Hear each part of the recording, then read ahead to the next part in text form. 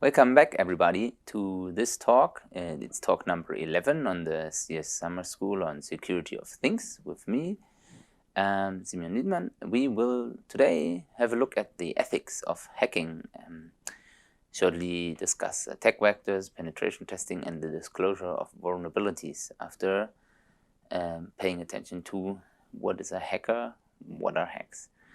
Yeah. I thought by now most of you would probably know me, so I put some new information on this slide. I am a member of the Chaos Communication Club, which is probably why I'm affine to this topic. I'm also a member of the local hack space here at Rostock.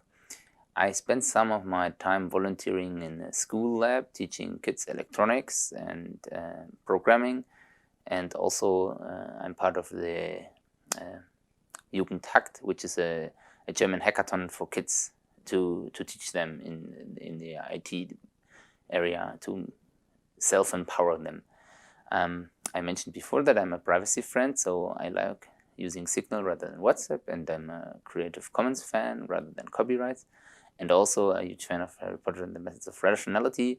All of this, for me, is related to hacking. A disclaimer at the beginning, I did not do any disclosure myself. I'm not a lawyer, so anything I say here is not legally binding. This talk is not free of personal opinions, while I still try to give you valuable information rather than only personal opinions. Yeah, and as I said, I am a member of the Chaos Communication Club, where I volunteer to help live translating talks at the conferences, which you can also find at media.ccc.de, which is also a resource I refer to. Okay, here's what is today's table of content.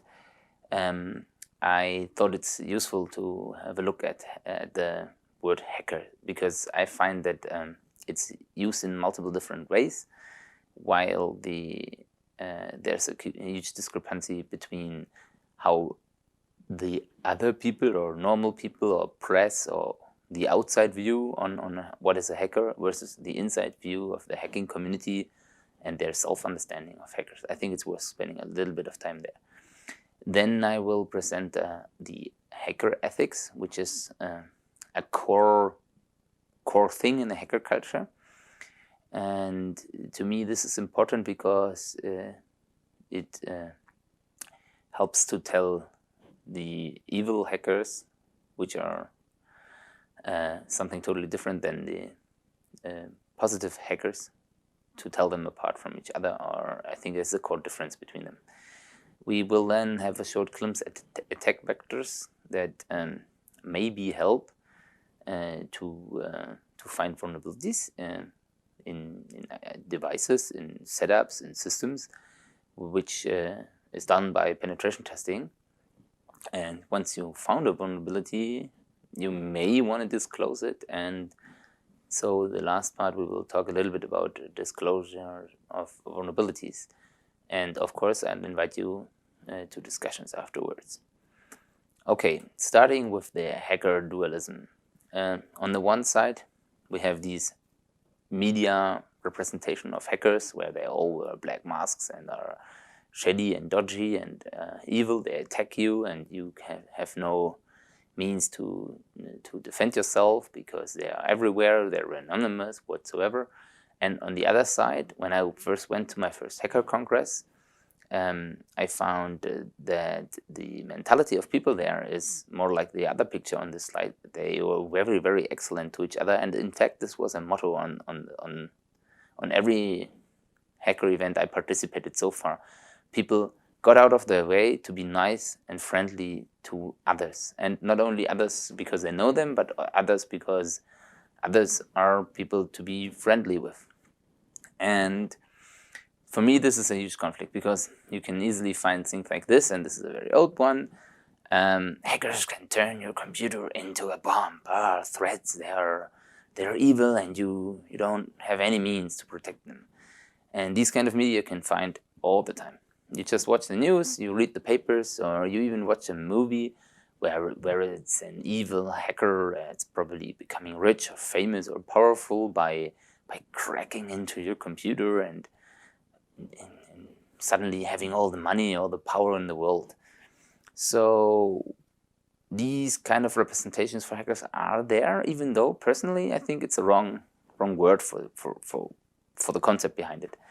So I do what I like most when I'm dealing with wordings. I check up what's Wikipedia's content about this. And the English Wikipedia says a computer hacker is a computer expert who uses their technical knowledge to overcome a problem. Okay, this is what I would think is a computer hacker, IT security hacker maybe, computer science hacking, but there's definitely more to it. And I searched for another definition, and there is the request for comments from 1983, which is a glossary explaining some wordings roughly around the internet. And there it says, a hacker is a person who delights in having an intimate understanding of the internal workings of a probably technical system, computers, and computer networks in particular. They also mention already that the term is often misused in a pejorative context, where cracker would be the correct term, meaning something like an evil hacker breaking into stuff for the harm of, for the sake of harming. So yeah, this is, if I think of hackers, this is what I think. I think there's a malicious exploiting vulnerabilities kind of thing called hackers, which maybe should be called crackers with a C rather than an H, a CR.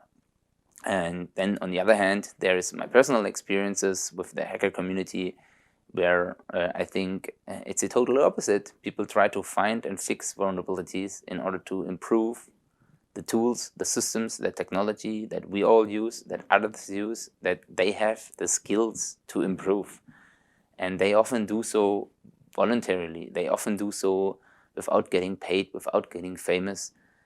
And of course, this is the moments where you don't really recognize it, because of course the news telling you that some cracker stole lots and lots of credit card info or Bitcoin or whatever valuable items, or did very impressive things in politics, then everybody's talking about it. But nobody's talking about somebody that helped somebody else to fix a problem in the system.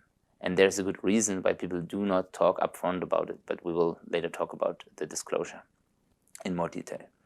So the Wikipedia article about hackers also says something, at another line it says, someone who's able to subvert computer security. If doing so for malicious purposes, the person can also be called a cracker, which is what I just said from the request for comments glossary. And this one focuses on computer security because it's probably what we would like to talk about today.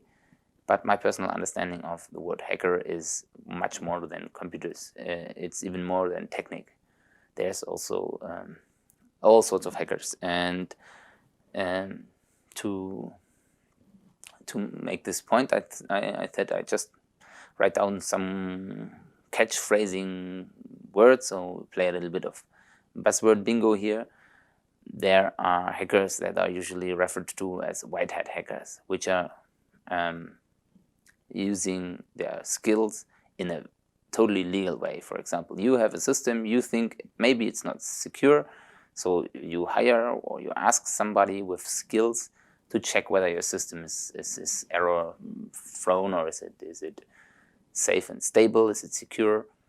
And there's black hat hackers, which are referred to by the means of their doing is illegal. They have no legal checks in advance.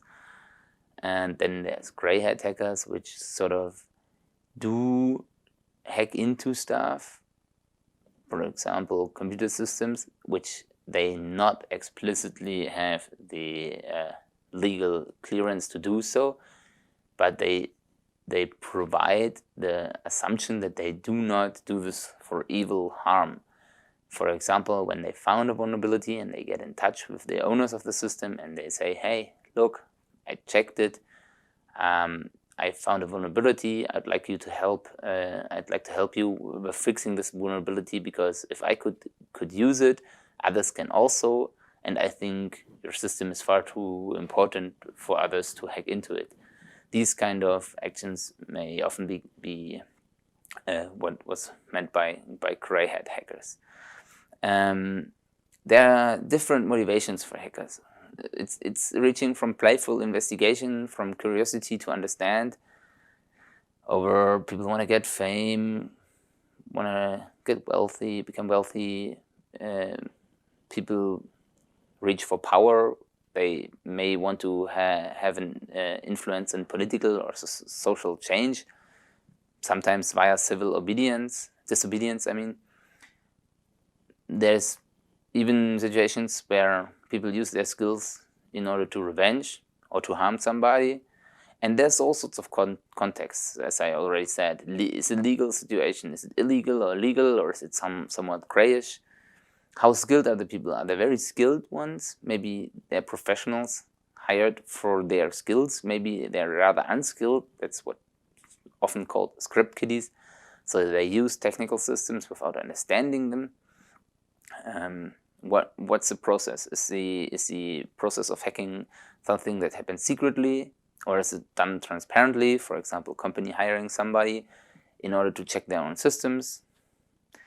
And as I mentioned, there's even non-technical hacking, like food hacking or life hacking. For example, if you have a bunch of bananas and you wrap a little bit of tin foil on the tip of the bananas, they usually keep fresh for longer. This is one thing I learned from a life hack book, which to me is a hack because it improves my life. There was a problem. Somebody found a way to fix that problem, and it's a very easy fix, and my bananas keep fresh for longer. Yeah. Other words, for example, that you may know is anonymous. It's something very strange. It's a group. It's an anonymous thing in the internet, a movement. Everybody could claim to be anonymous. Nobody could claim to be anonymous. Nobody really knows who's behind it. There are some people that have used the name of anonymous and then got identified, but it's not a thing that people can grasp. It's often the group or the anonymous phrasing often was used in political activism. There's all sorts of threat scenarios, and people are afraid of them, and I can very well understand that people are afraid if there's something you cannot really grasp your head around, get your head around it, grasp it. But it's also something I know a lot of white hat hackers that do not like the idea of people using a name of anonymous and using the hacking threat scenario to become important. But there are one form of hacktivists, which are people that are motivated by political and social change, and of course there's something like ethical hacking, which is even a certificate you can do in the industries in order to show that you have the entire skills to assess computers and find security problems, which you will do in a legal base to earn money, for example. One thing that I remembered is a talk I once watched. It's a TED Talk again by Kiran Lazari. It's titled "Hackers: The Immune System of the Internet." I can highly recommend it because she gets it very well to the point why I think hackers are a force for the good in the world, even though the phrasing sometimes is used aggressively or negatively. Yeah, it's free to watch if you want.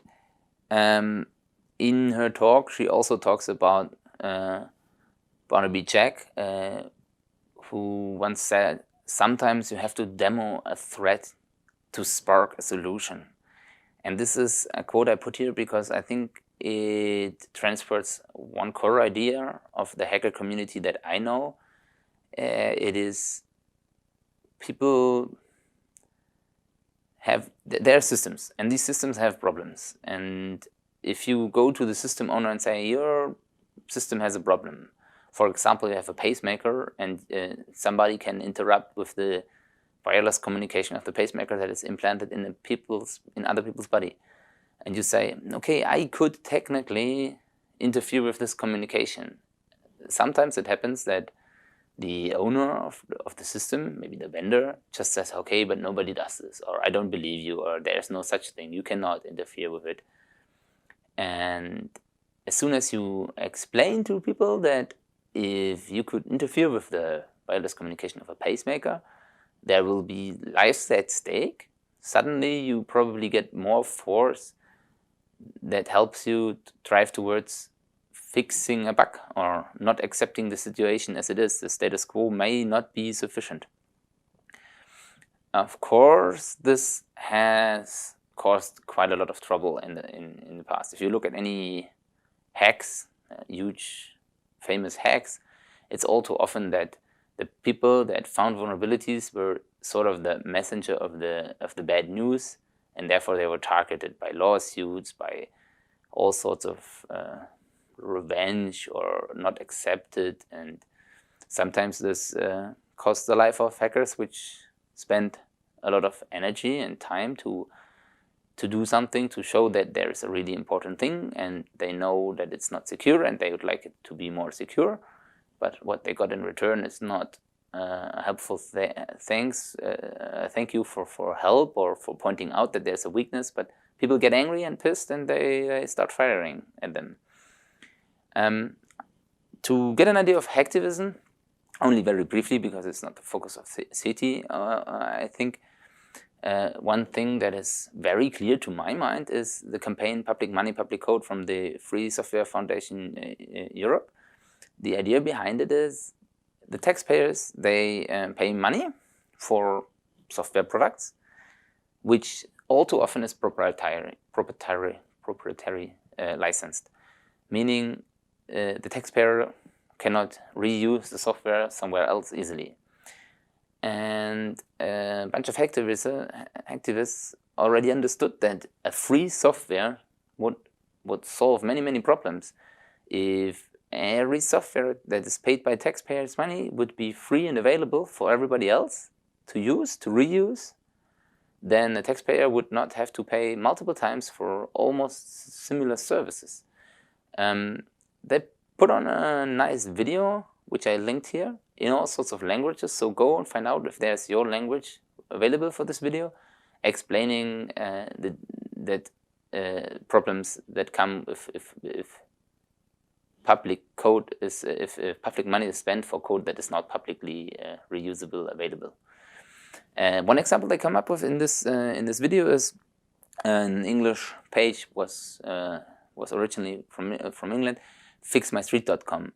It was a technical system, a tool that empowers the civilians on the street to help fixing things like, oh, there's a hole in the street, or there's a trash bin missing, or something happened. There's a lot of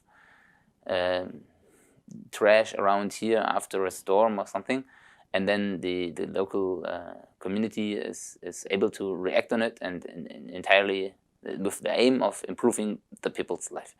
And this was free code, and it got adapted all over the world. And a very similar thing is ClassShift HRO, which is here in Rostock. It's the same idea behind it.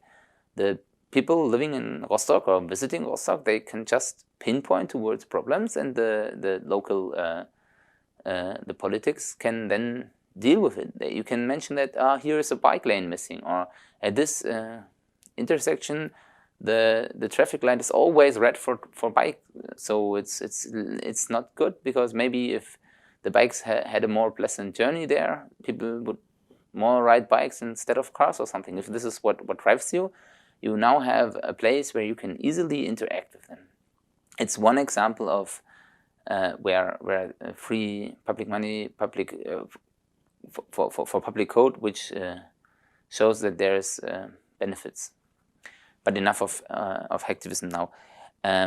The hacker community put together in one phrase. The idea behind it is, the best thing I know is the quote from Frank Rieger, one spokesman of the Chaos Communication Club. He said it in the movie All Creatures Welcome, which is a documentary about the hacker events taking place in Europe, in Germany. He said, the core of the hacker culture is breaking some stuff, fixing things, which is exactly what security hackers, IT security hacking means to me. Penetrate stuff, find vulnerabilities in order to improve them, fix then the vulnerabilities, making the original targets even better, stronger, steel manning them, in other words. And it's not rare that hackers have the impression that, how he continues this quote, this planet is our spaceship here in the universe and it really needs fixing. This is how he continues the quote. I think it shows the idea behind what hackers really are, rather than what hackers are often depicted as. Okay, but I mentioned it, there's a lot of personal opinion in here. I already mentioned the Chaos Communication Club. Why? Because it's the largest association of hackers in Europe. Their self-understanding is to mediate between in the conflict field between technical and social development. They promote decentralized setups for all sorts of things rather than centralized setups. For example, they organize in decentralized local associations. They do investigations and political consulting. What they don't do, they don't develop tools for politics, but sometimes they help developing. They help and pinpoint to problems or pinpoint to solutions to overcome problems. Just recently, they did so with developing the Corona tracing app and making sure that some core principles are used in the right way in order to come up with a product that is trustworthy. They also provide anonymizing services and communication infrastructure. Because they're skilled, they do this from their self-understanding of empowering others. And of course, they live by the principles of the hacker ethics. They provide information about the technical and social issues like surveillance, privacy, freedom of information, hacktivism, data security, and pretty much any other technology or hacking field. And the self-understanding here is not, we are smarter than others, we know what you should do. It's rather, hey, we know problems, we can talk to you about these problems, and we can teach you to learn, get your hands on the machines, understand, and from that point on, that's where they try to help. Yeah, and as I said, they try to live by the hacker ethics, which is what brings us to the next point. In the 1980s, the hacking scene developed out of an area of computer security at the Massachusetts Institute for Technology, the MIT. And now it seems to be a development, a scene that likes to take apart stuff, that likes to understand and learn and critically analyze it, to creatively reuse items or setups or systems, and to improve it while taking social responsibility, to share the knowledge they gain through this process, to together improve the world. Hacking, in this sense, becomes a form of social engagement, shaping our world, and therefore, to me, it is a very core democratic value. And to let's not go straight, there is the hacker ethics to help as a guideline. One point is the access to computers and anything which would help you in teaching and understanding the world should be unlimited, and it should be totally unlimited. And it's focused on get your hands on it, do it yourself, not just listen to others. All information should be free. Mistrust authority, promote decentralization. For me, the second part of the statement is the more important one. You don't even have to mistrust authorities in order to understand that decentralization might be a good idea. If you have a very trustworthy infrastructure that is based on centralization, then you have a single point of failure. Decentralization helps you to get rid of dependencies you don't want to have in your system. Hackers should be judged by their actions, not bogus criteria such as degrees, age, race, positions, gender, all these kind of things. And this is also what you could experience if you would join a hacker event. Then, of course, it's not perfect, but to me it's a huge difference, because suddenly people act differently because they have the trust that they will not be judged for the usual criteria. They wear different clothing, they behave different, but still they behave in a way to be excellent to each other. Yeah, you can create art and beauty on a computer, which is something I put in a picture here. What you can see is a sand pit where there is a presenter on top and a 3D scanner, and it scans the surface high. And if it's high enough, it projects the image of a high mountain peak, and if it's larger distance, then it eventually turns blue for water. And so not only kids are gathering at the sandpit to form land shape, to form mountains and to dig oceans, but it's a place where all the adults stand and they smile and they interact with the system. It's a very, I think, entertaining thing. It's not important in the world, but as in a sense of it does not help somebody to live longer or to be healthier or to live more secure, but it's beautiful and it's joyful. Computers can change your life for the better. This is one point of view that is also established in the hacker ethics, because it's started from computers, and computers are a core thing to the community. Don't litter in other people's data is a point that was added by the CCC from the 80s, while the first items on this list were written down by Stephen Levy in his book Hackers, Heroes of the Computer Revolution, which was published 1984. But the point don't litter in other people's data and the point make public data available while protecting private data is something that got added by the CCC after people found that those 2 points have often been violated. They haven't been there yet, but at least in an official statement of hacker ethics, but they found that violating these ideas is a problem, and so they put it made them into part of the hacker's ethic. To protect the privacy of the individual and to strengthen the freedom of the information which concerns the public, that is pretty much the idea. The hacker ethics are, like the rest of the world pretty much, in a constant discussion and development. The rules here are not rules you're supposed to not question. They're a starting point to consider as a guideline and basis for discussion. And the webpage I linked here, where I copied the items from, they even ask for comments and suggestions. And yeah, I'd like to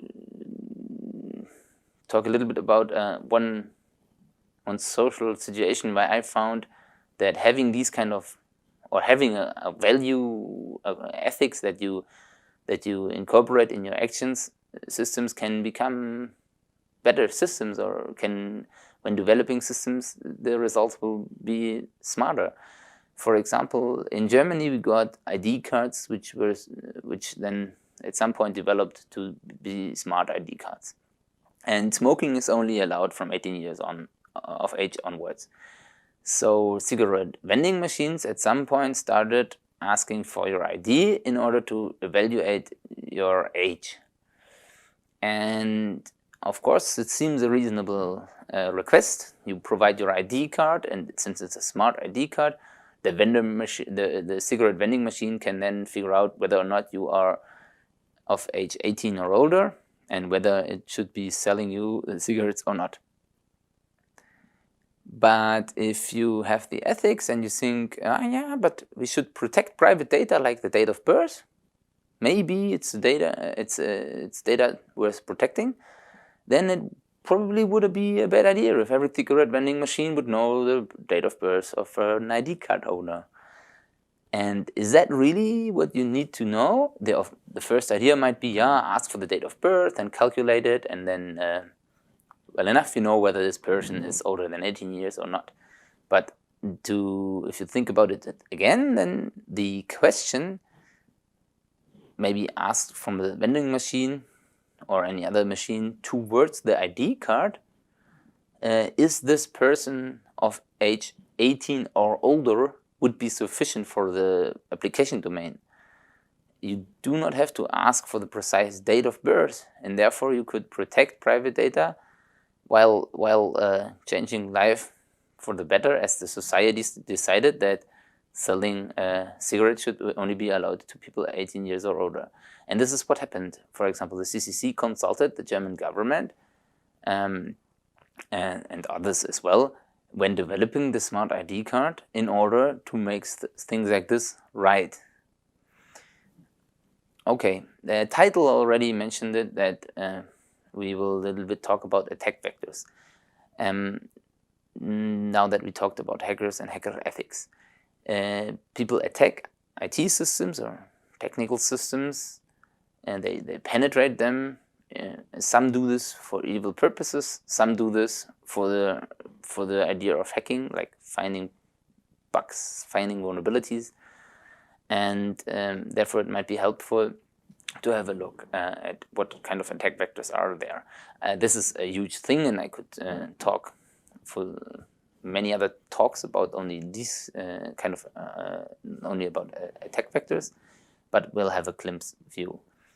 I copied this from a talk with, it uses images from my colleague Thomas Mund, and this is a slide about KNX attack vectors. So KNX, the field bus we mentioned before in the city, but it's also more generally valid for pretty much any communication system.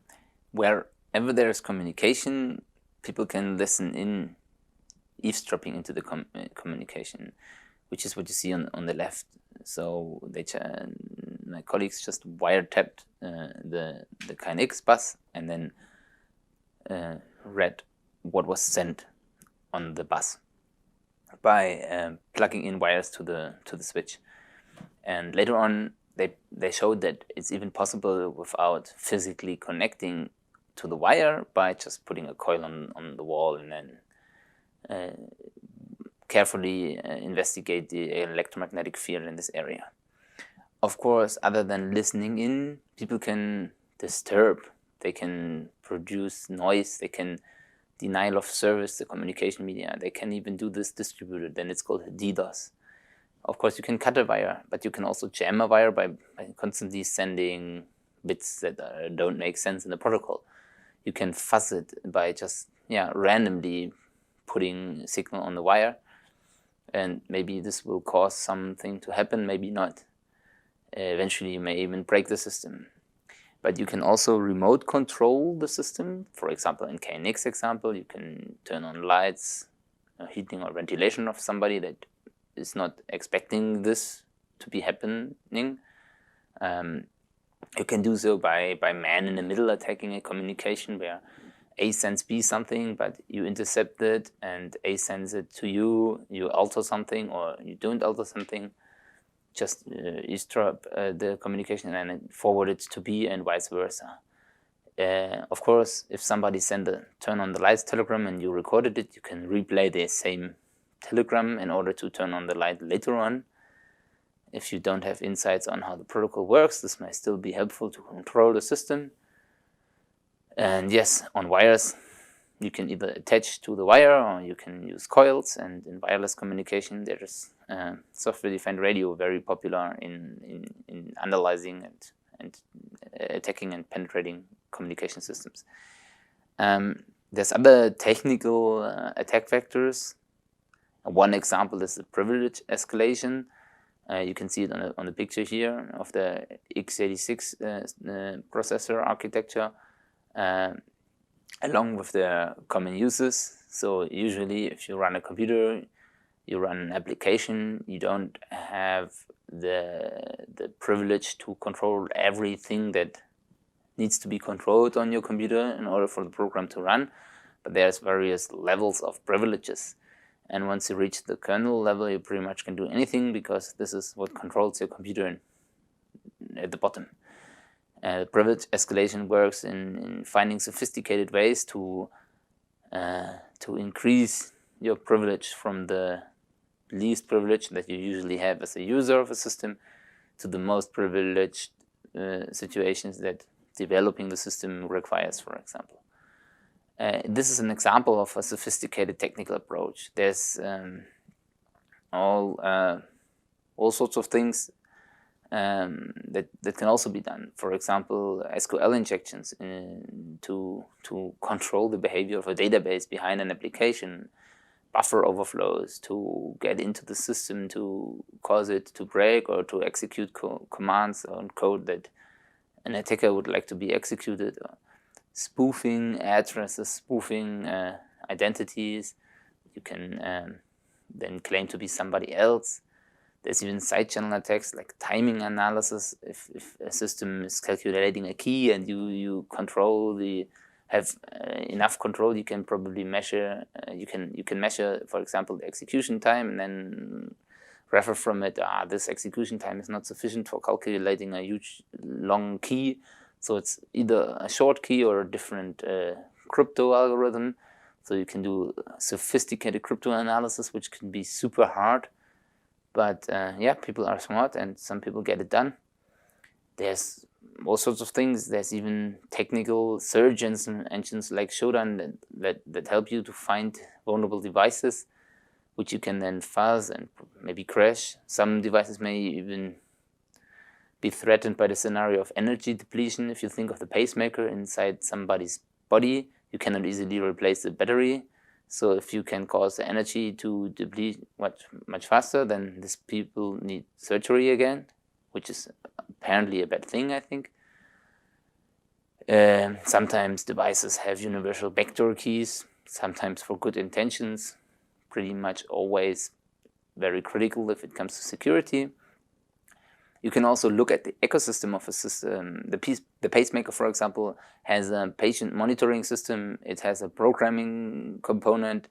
It has some parts that are remaining with the doctor, and all these kind of items, all these items are part of the ecosystem, talking to the pacemaker or communicating with it directly or indirectly.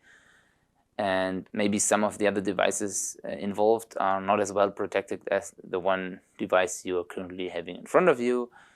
Yeah, there's lots of things. You can even buy old devices and, for example, buy a programmer for the pacemaker you are investigating, and then check out. Sometimes you will find data still be on it. These ideas come from a talk which I refer to in You Want More slide, where a very interesting presentation was given by a security researcher, where they actually found vulnerabilities in pacemakers, and which led to a recall of about 500,000 pacemakers. And this is a huge thing. So he also presents his ways of vulnerability disclosure. So I recommend you watching this if you are interested by this. These attack vectors are sometimes easy, but most often they are really hard. And there's one other thing than technical attack vectors, which is social attack vectors, also called social engineering. I think this XKCD comic called Security helps to understand. Sometimes it's much simpler to ask somebody or to know somebody or even to blackmail somebody with evil or with good purposes in your mind. Knowing people can influence a lot. For example, if you're in a security building where you usually don't have access to all the rooms, maybe the cleaner has all keys because he or she needs to go to all rooms in order to clean the rooms. And probably the salary is not very, very high. So if it's important enough and you have enough money, then maybe you can bribe the cleaner in order to get into a room where otherwise you would spend months and months with high-paid security experts to figure around into a system. Of course, this purpose and scenario that I just described might be evil, but the main point here is if somebody has an encrypted laptop and you want to get into it, which is a dubious act, I think, depends on your situation, but I'm not calling you to get into other people's laptops. I just wanted to show you that doing the crypto analysis might be hard, and buying a $5 wrench and just track the person in order to make him tell you the password. This is what security can also be. It's also called fenced post security. If you raise the level of security on your computer, you encrypt your hard drive, you deactivate all the communication you don't regularly use, or maybe you don't put the computer online and stuff, and you defend on one flank pretty much. You do all that you can to hire the security, but on the other hand, you're still a vulnerable person. So if somebody is just putting enough pressure on you, you will probably not be able to defend against. This is a very important aspect in IT security analysis, I think. And there's also a talk in the You Want More slide that I refer to, where a physical pen tester shows you that he's playing around, getting into rooms and doors, and he's pretty much never using a lockpicking set. He could do that, but it's much more effort, and very often there are easier ways to search for vulnerabilities. I mention this not because I want you to hit other people with a wrench, but in case you come up with a system, you want to develop a system, and you hire your security, which is reasonable, maybe it's worth thinking about other aspects as well, not only the technical ones, in order to defend the system from attacks. Yeah. I promised to have a short glimpse at penetration testing. There's much more about this, I think, by the experts that are doing this for a living, like Alexander Kladic from TS Systems. He will give a talk on Wednesday, so I'm looking forward to it. The penetration testing is pretty much assessing security of a computer system by looking at weaknesses and vulnerabilities. Doing so by using knowledge and tools, and this is very important, in a lawful and legitimate manner. This is important because only then it's ethical hacking, which is also a phrase used instead of penetration testing. Sometimes it's also called pen testing, but if it's lawful and legitimate, then it's also called ethical hacking.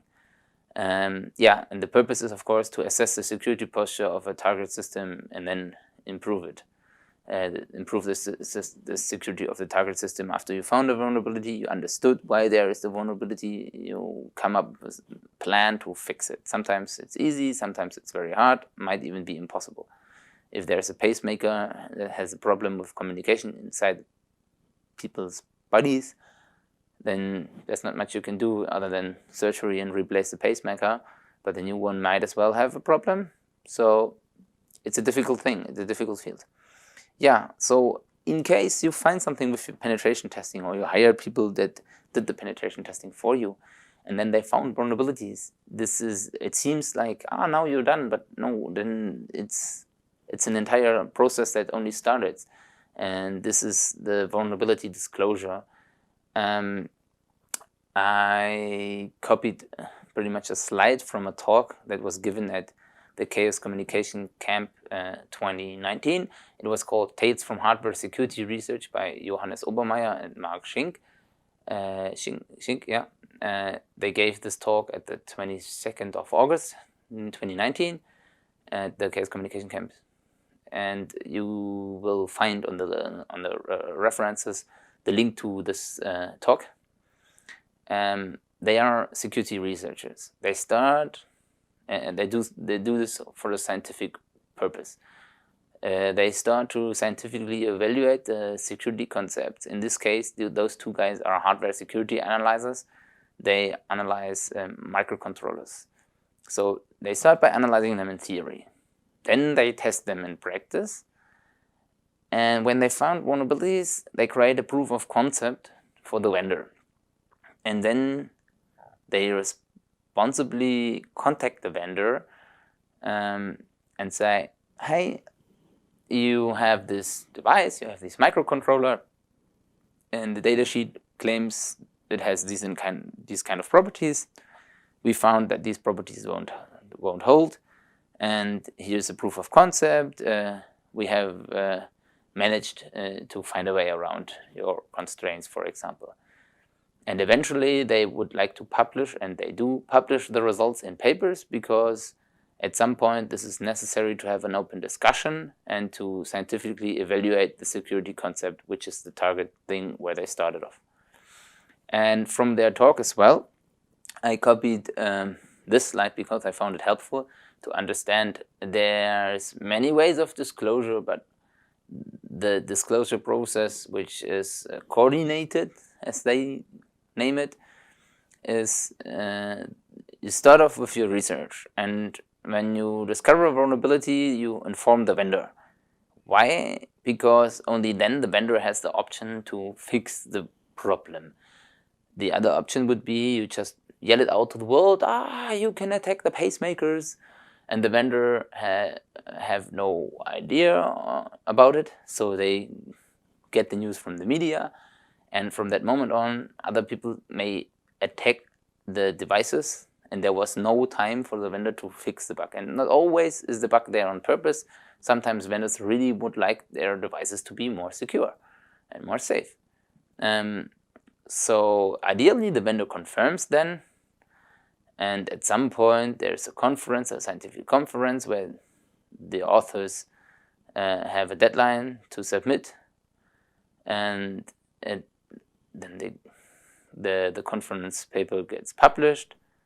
The conference program gets published, so it becomes an official thing that there will be a talk about a security vulnerability in, for example, a pacemaker. And at some point the paper is published, and then it's open knowledge.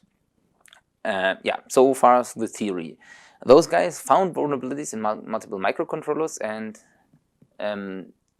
this is a process that happened with them in their experience with one vendor. They informed the vendor. Everything was a little bit delayed. They mentioned that after informing the vendor, they will have a 120 days period before they actually publish a paper, because they want the vendor to have time to fix the problem. But at some point, the vendor just ghosted them. They didn't reply anymore to all the efforts to get in touch with them, to communicate. And then the conference deadline appeared, and at some point the conference program was published, where the vendor got back to them and sent them a non-disclosure agreement and wanted them to sign a non-disclosure agreement. But from the point of the security researchers, there's really no point in signing an NDA here. They just wanted to fix a problem, and if the vendor is not replying to the suggestions to fix the problem together, then they still would like to know everybody about this, so that there will be a higher force to fix the problems. And at some point they published a paper anyway, a little bit later, but yeah, this is one experience. Another experience was another vendor. They behaved a little bit different. So they sent them, at some point they sent the vendor a proof of concept, and then the vendor said, but this is not a vulnerability, you should read the data sheet. And they did so, and they said, yeah, I'm reading the data sheet again. We still think this is a problem. We still think this is a vulnerability. This communication happened over and over again. That's where their spiral is. And at some point, they still continued with the scientific publication process. A paper got rejected. So they had to find another conference, another deadline, so it get even more delayed. But eventually it was also published. But you can see this may be exhausting, may be difficult, and there's all sorts of disclosure options coming with different motivations, of course. People that found vulnerabilities may use it, may want to exploit it, may want to sell it. Maybe there is an official thing to sell it to, like a bug bounty program, which, for example, Facebook has. If you find a vulnerability in Facebook, you can check out whether it is it's according to the laws of their bug bounty program, and then you can sell it to them in order to be paid for your work and still help to get the system better. There's also black market for these kind of things, where you can get a lot of money, especially for zero-day vulnerabilities that nobody knows about. Sometimes people just put their proof of concept on a pastebin and yell it out to the public without any warning for the system creators. Yeah, so everything from no disclosure to full disclosure without any heads up is what you could observe in the past. And the coordinate disclosure, as I just tried to describe, aims for the cooperation of the vendor in order to best fix problems in the products. So a question that may come up is it a cooperative process? Is it beneficial for both sides? Maybe the bug bounty pays you for your work. Is there a common vulnerability score for that pretty much tracks the common vulnerabilities and exposures, so that people who are interested in the security of devices can actually find the security bug which is existing and known by some experts, but maybe not known by others. So this is set up to help that it's actually general knowledge.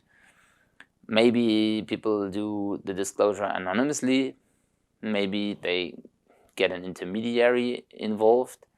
And there's huge questions about the legal situation, because as I mentioned earlier, all too often the messenger of bad news is not liked by huge companies, for example.